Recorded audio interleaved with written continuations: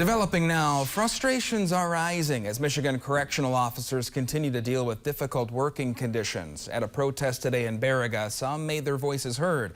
TV6's Houghton Hancock Bureau reporter Colin Jackson tells us how the state plans to address the staffing crisis.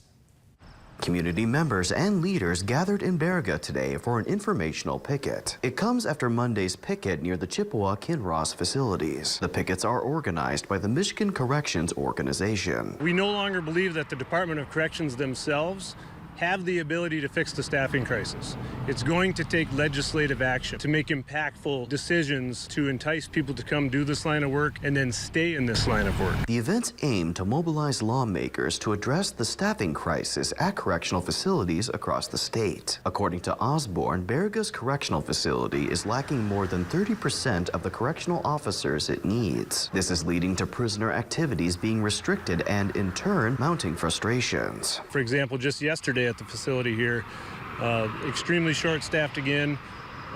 They ended up having to cancel the yard periods again. But that creates a bad situation because they take their frustration out on whoever they can, and that usually is the corrections officers. These conditions are also causing officers to resign, adding to the problem. Today, the Michigan Department of Corrections said in a statement to TV6, the Michigan Department of Corrections fully supports recently introduced legislation, HB 5912, which removes prerequisite college credit requirements for new officer recruits. This change will have an immediate positive impact on the department's efforts to address staffing challenges at several facilities. However, 108th District Representative Dave Preston, who stopped by today's picket, does not think this will be effective. These guys can already be hired without the education. They have the entire time that they're in the training process to get that education. It's only 15 credit hours. That's one semester. Rolling back the education requirement is really kind of an ornamental aspect, and it's not going to change anything at the end of the day. Preston was joined at the picket by State Representatives Greg Markinen and Jen Hill, as well as State Senator John DeMoose. The MCO's final picket stop will be at the Marquette Branch Prison tomorrow. Colin Jackson, TV6 News, Baraga.